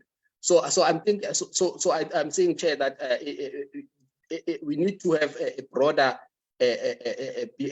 discussion about how the organizational design, and we speak about renewal and redesign of the organization. Thanks, Chair. Thank you very much, Kedam Pongoshe, for your outlook. Comrade Mohlala, please come in to give your perspective as well? Thank you, Comrade Mohlala. Comrade Johnny, are you here? Thank you. Yeah, I think I'm okay now. Yes, Let you are. me thank the presenters and actually welcome the two presentations. But I want to say few things with regard to what was presented broadly and some areas where I think there will be specifics. Let me start off by saying that in the ANC, there's a lot of money, but the ANC has got no money. The ANC is unable to pay its workers regularly. But there's a lot of money in the ANC to do all sorts of other things, hire transport, pay for this and that and that and that and that. And this is all in the name of factions. And I would imagine that many would share this view that maybe it's about time to see how best these factions can be managed. In other words, conceding that they are here to stay with us. So we need to look at the way of maybe even institutionalizing them, such that when we go to a conference, we go to a conference very clear as to which are the factional formations and what each factional formation stands for in taking the ANC and the people of South Africa forward. So that at the end of the day, the faction that gets elected is elected based on what it stands for, not necessarily how much money it can dish out. That's the first point. The second point is we need to be clear in terms of what do we mean by unity. Because in the ANC today, unity means different things to different factions. But the one thing in common among all factions as to what unity means is the annihilation of one group to be replaced by your group. And that's what is unity. Unity is to make sure that the other group doesn't see the light of the day, gets destroyed, annihilated, and be replaced by your own group. The third point that I want to place in this discussion is this thing that we call corruption. If you look at what is corruption today, you would realize that corruption today is actually the stench of maladministration and mismanagement of state resources. If we can remove mismanagement and maladministration of state resources, there will be no corruption. What do I mean? I mean that the people that we task with taking care of state resources, we think they are being corrupted, when in actual fact, they are the ones who corrupt people who corrupt them. Because when they are approached and said, can you assist in this regard? The first question that is asked is, what's in it for me? So you've got a situation that I usually say is the corruptee corrupting the corrupter, instead of it going the other way around. Let me close off this by saying the following. We have very nice policies. We have very nice positions in terms of how should we end up determining leadership through the eye of the needle and all sorts of things. But believe you me, as I usually say, you can no longer talk about through the eye of the needle because the needle has been stolen. It's through the eye of a double garage door. Everybody just moves in. There's no checking as to who is coming through. And I think it was Comrade Ndumiso who was saying that you've got, just to paraphrase, you've got the microwave leaders. You put them in a microwave, 3 minutes, they are ready. They mushroom all over. They've got no track history in the movement, but they end up leading the movement. And I know I'm not answering any question at all.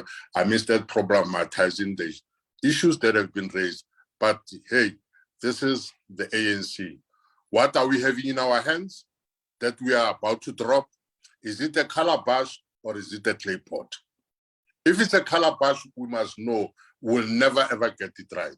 But if it's a clay pot, maybe with the pieces we can mine them and make a new, beautiful clay pot.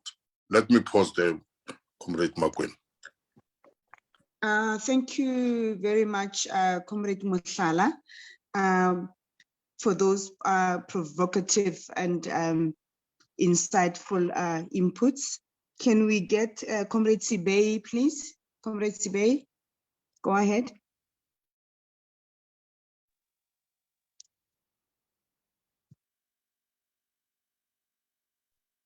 Okay, yeah, thanks, Chair, for the opportunity also. I want to start off by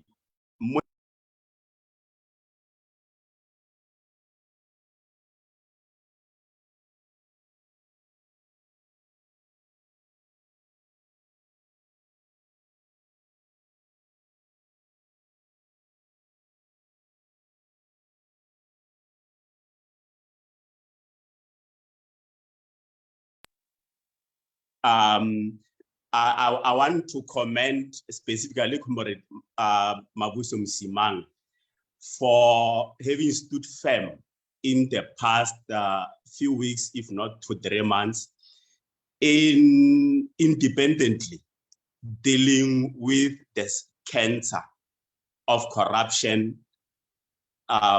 which is affecting very negatively us as the broader movement, but more specifically us as the ANC, as a ruling party.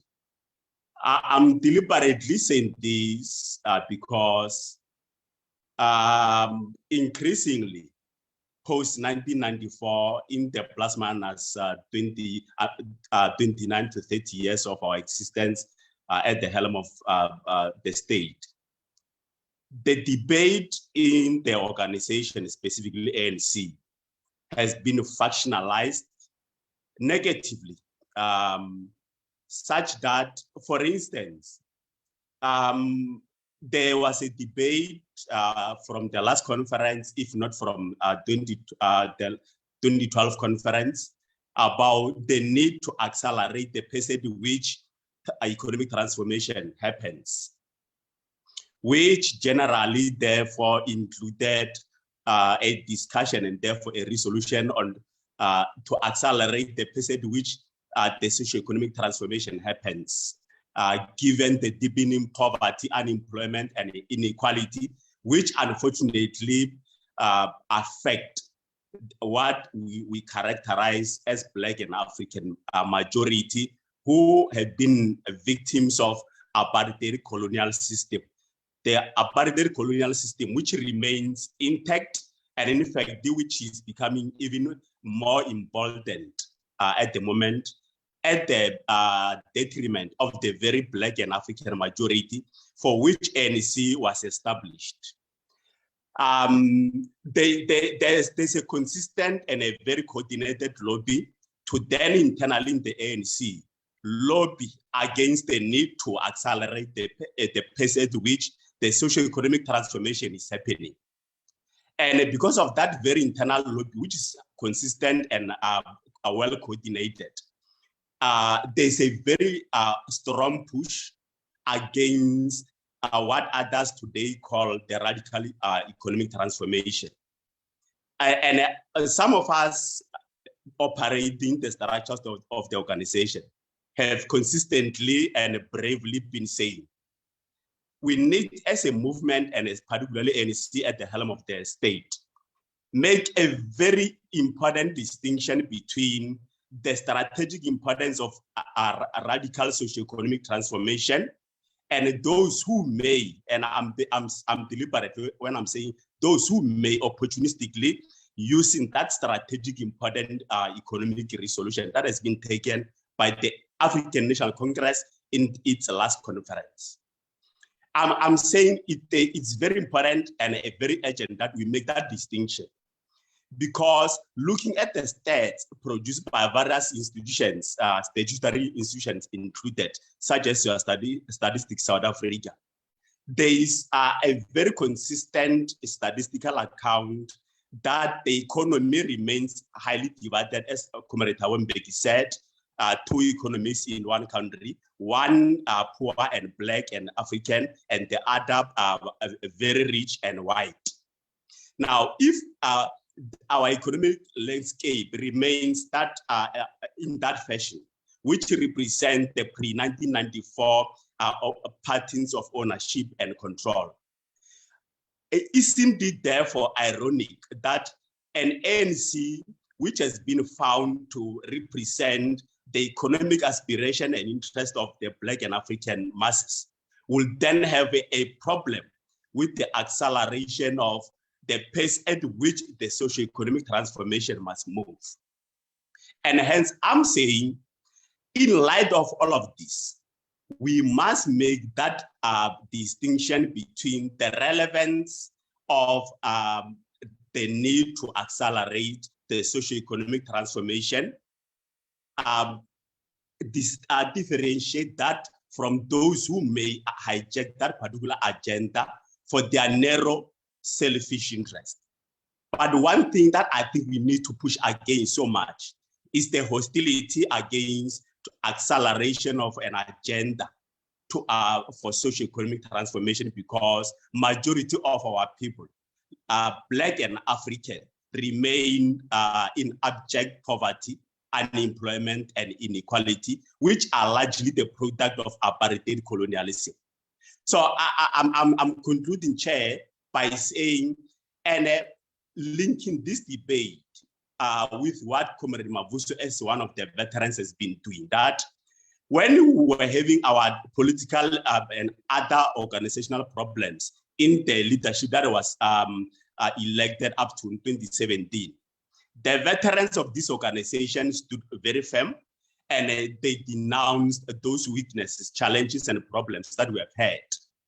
We want those voices united, especially at the level of the veterans of this organization, to do the same thing as they did in the in relation to the leadership that was elected up to 2017, so that we continue to practically and actively renew this ANC. Because once we don't do that, and especially with the active and deliberate participation by the veterans, this renewal agenda that we're speaking about is not going to happen, and therefore ANC is going to lose confidence of the public, and therefore going to continue being rejected by the masses during the electoral process, and therefore the agenda to deal with this terrible oppression of poverty, unemployment, and inequality is not going to see the light of day.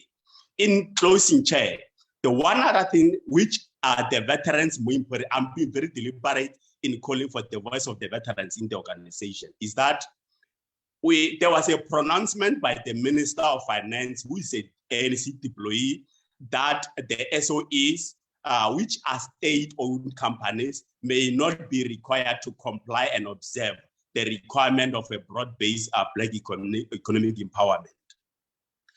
That particular policy was adopted for particular reasons, to address the very same legacy for which ANC was established to fight against. It will therefore be very ironic that the very ANC and its government will want to undermine and compromise those very important policies, which are not revolutionary enough, rather they are reformist.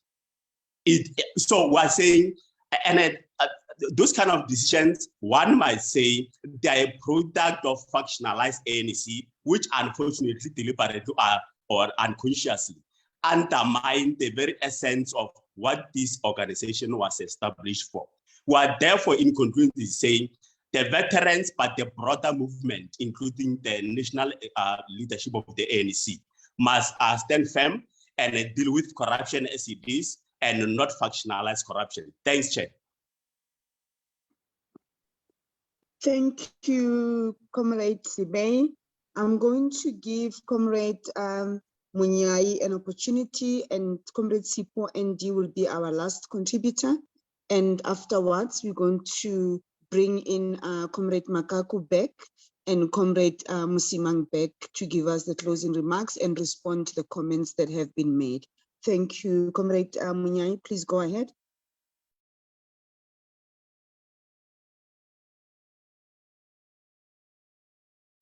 May I ask all the other comrades to please switch off their cameras? Comrade Munyai.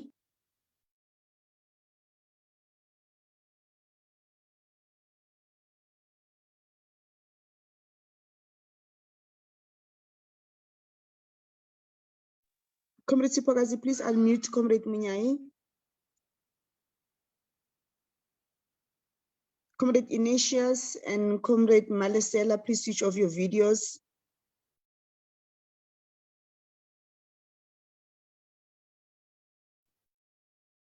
Oh, thank you very much.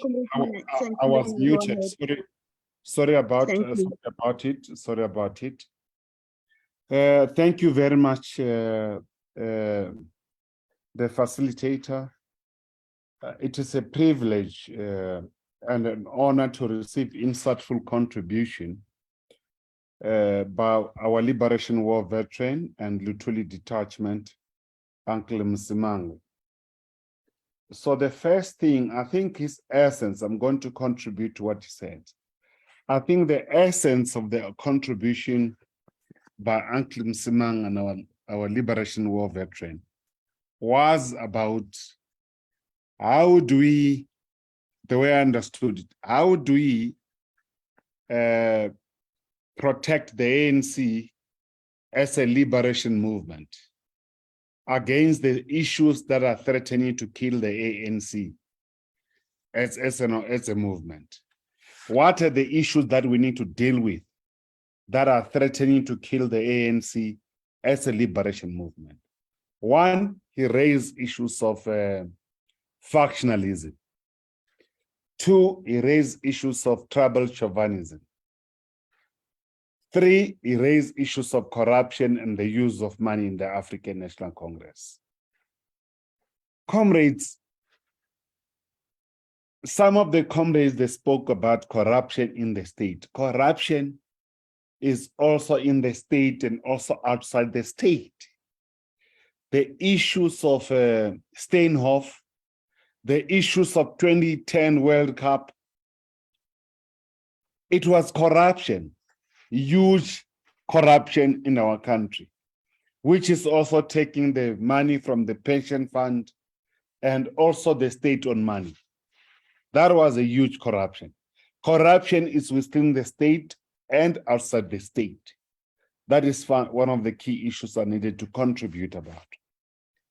And comrades, if we were to succeed as the movement, to renew the movement, renew the state, to move forward and continue to serve our people, we have to address the crises. What are the set of crises we have, comrades? We have the economic crisis and approach to neoliberal posture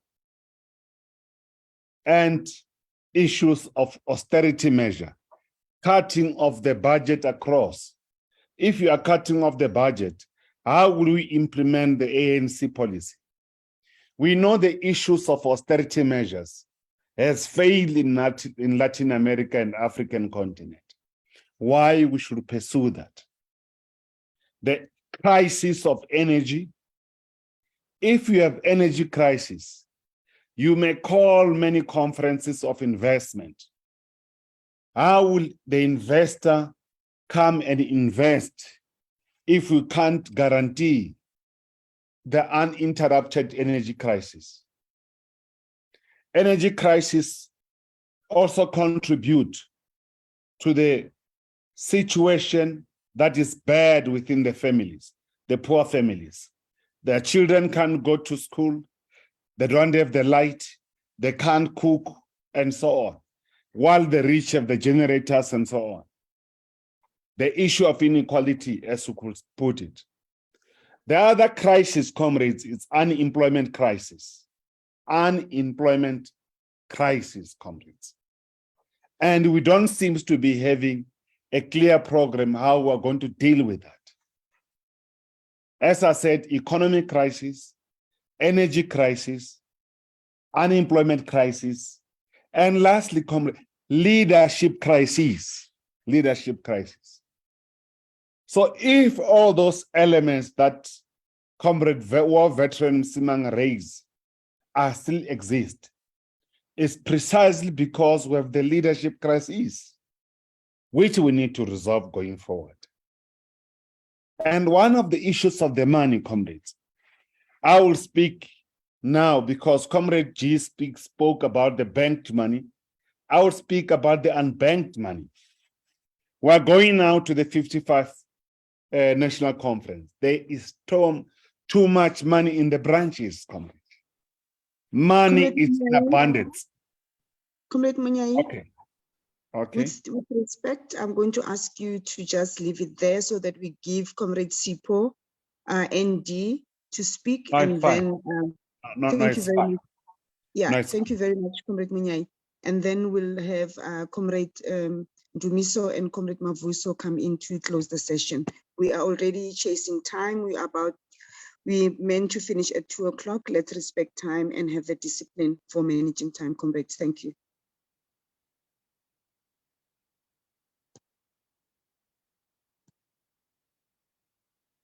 Comrade Sipho ND, are you still on the platform?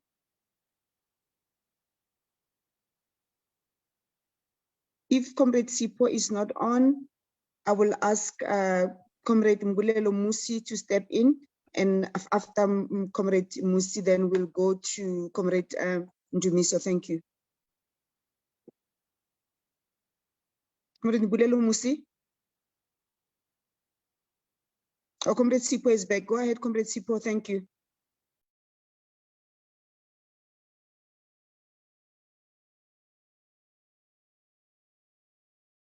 Comrade Sipho Gazi, please allow Comrade Sipho to speak.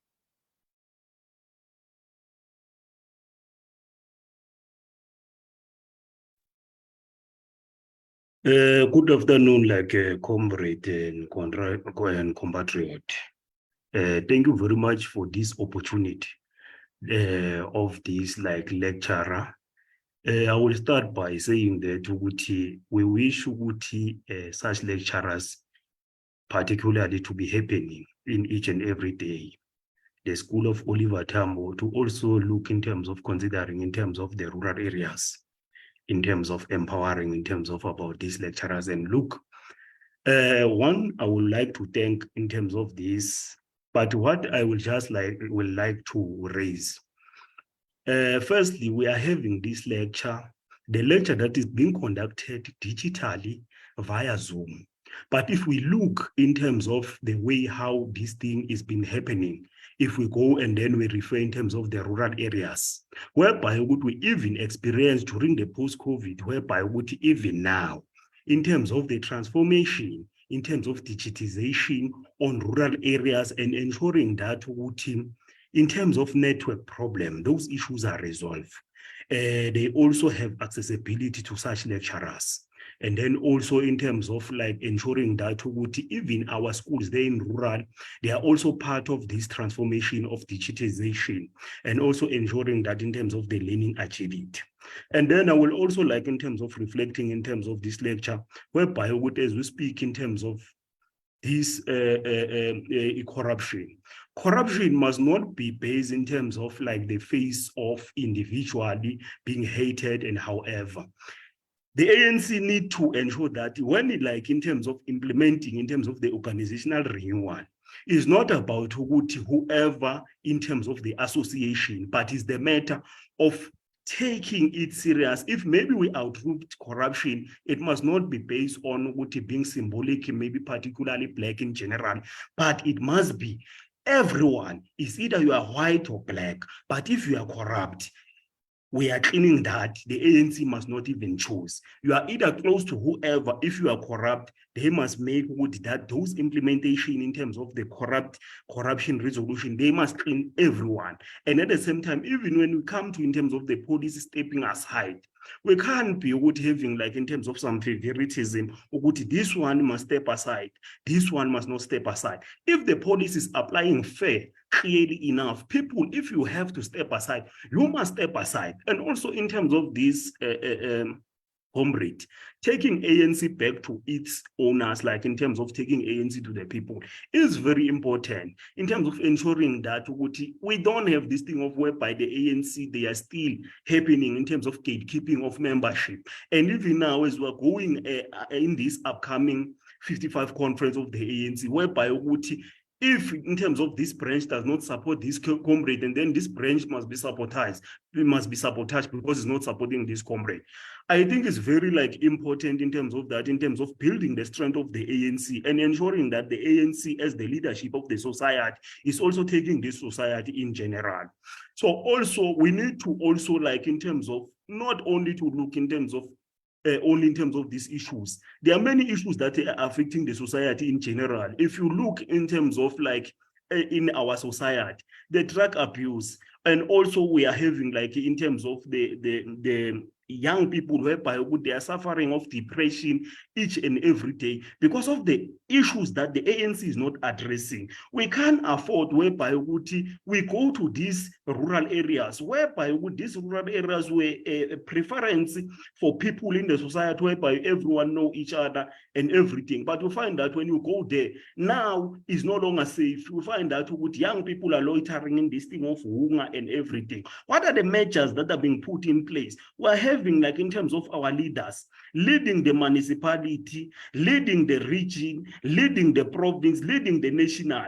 But if we are governing in terms of ensuring that, why don't we ensure that we keep in terms of dealing with this problem and ensuring that in terms of our society, everything is being done accordingly. And then we transform in terms of this and ensuring that we deal with these issues and also with this thing of factionalism. Yes, factions, they are there. But sometimes faction before were good in terms of the movement, in terms of strengthening its political power and ensuring that they build. But now we can't have the factionalism whereby now people, they deeply hate one another because of differing with the views.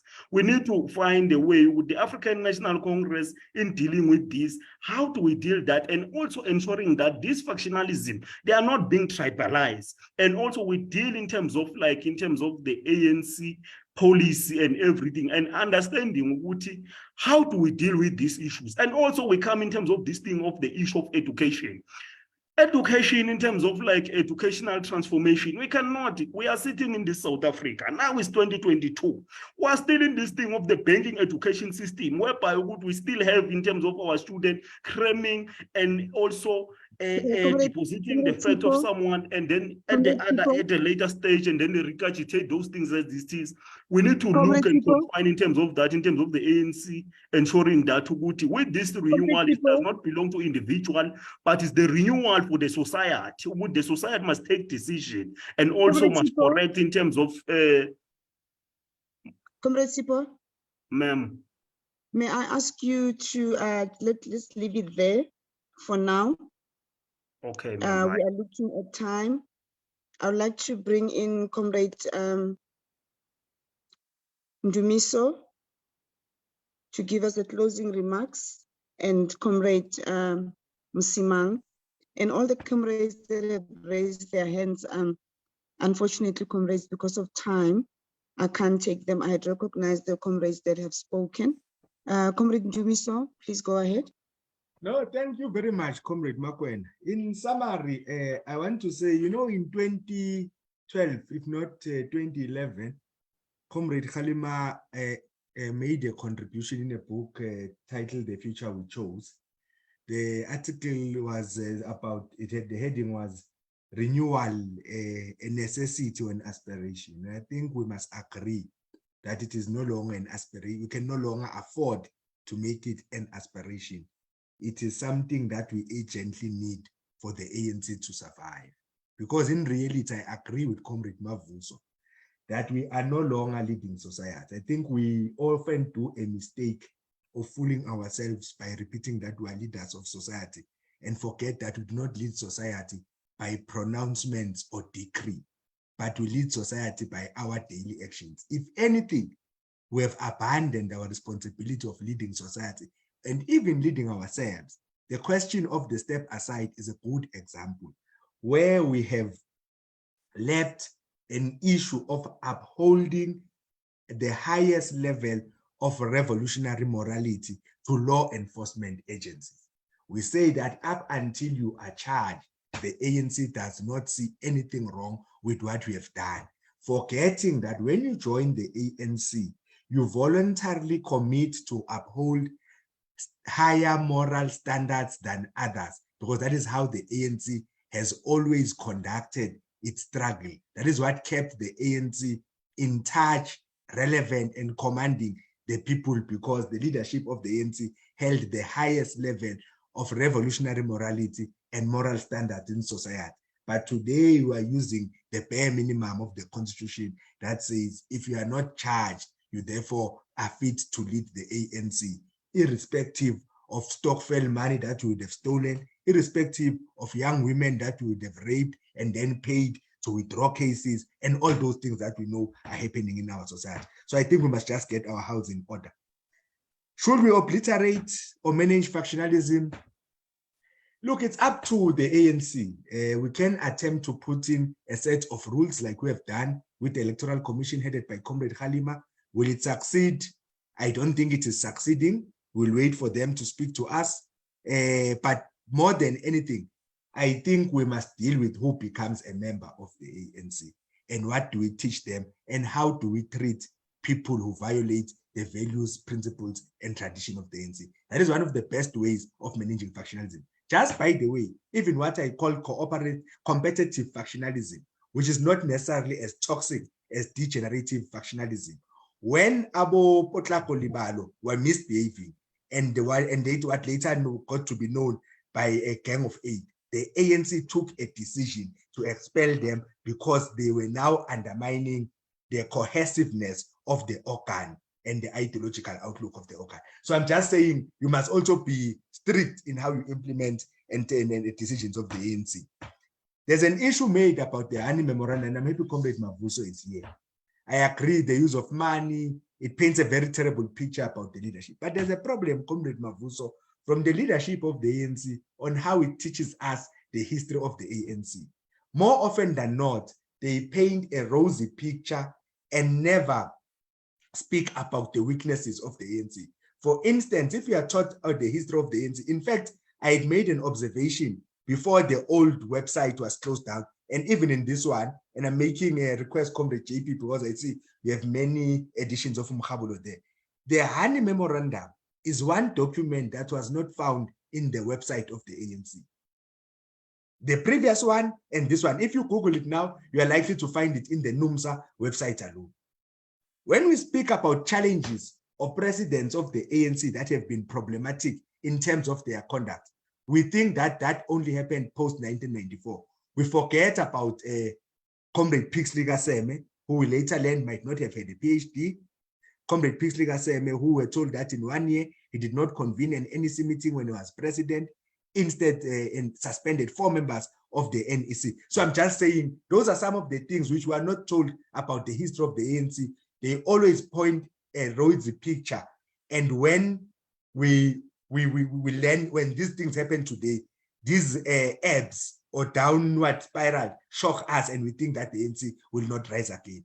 So we must deal with that at that level. I agree with the comrade, and maybe he had not joined when I made my submission. The use of money is in all levels. I even spoke about it in the local state, that there are people who, people when they sit somewhere, when they want to capture a council, they fund people to go and contest as councillors, at times independent councillors, at times with the community vote process of the ANC, they fund communities to go and vote for certain people to go and be councillors. And once those people become councillors, they are beholden to them.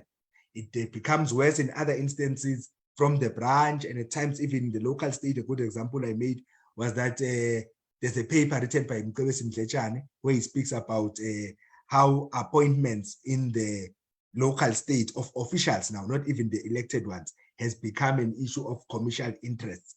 So you find that business people find councillors to appoint certain people as MM, CFOs, supply chain officers, and all those things. So I think for me, those are issues that we must consider and do our best to deal with.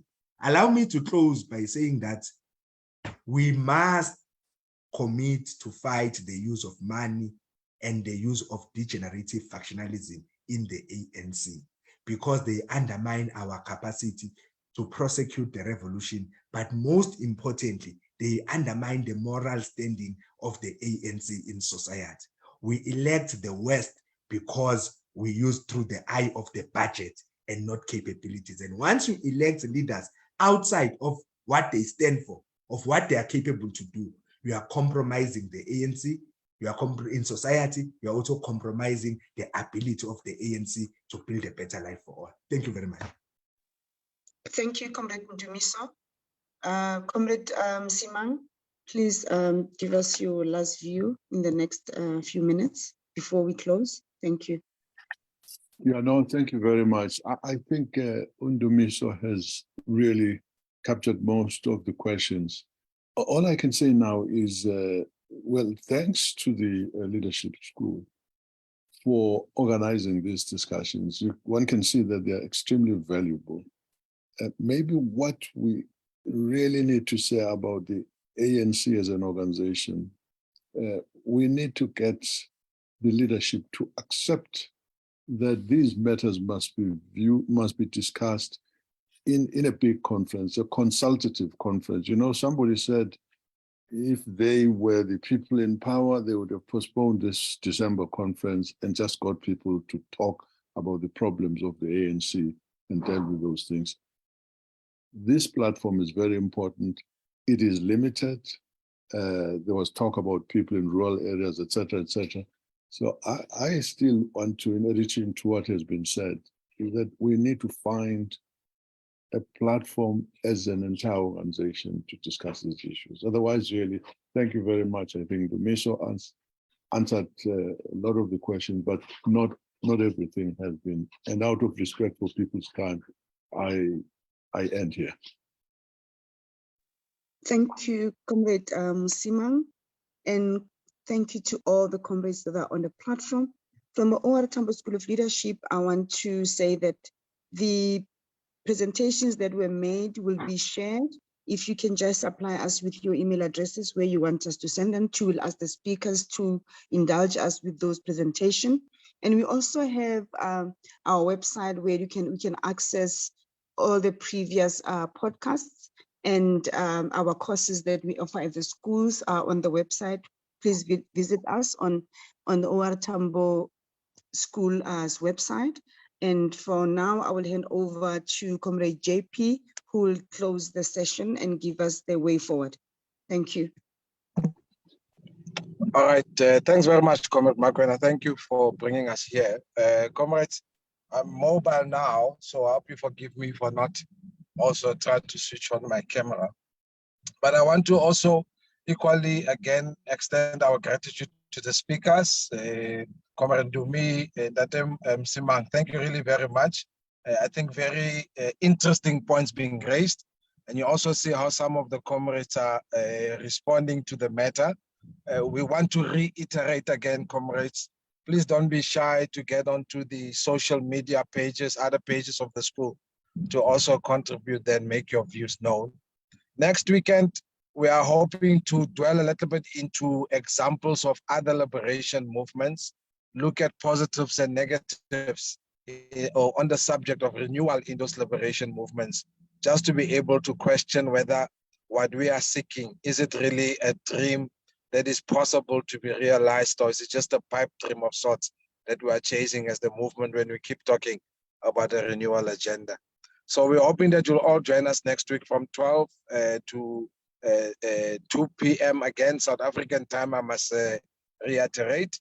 Otherwise, thank you all very much for being with us today. And Please have a good Sunday further and a very safe and fruitful week ahead. Amandla.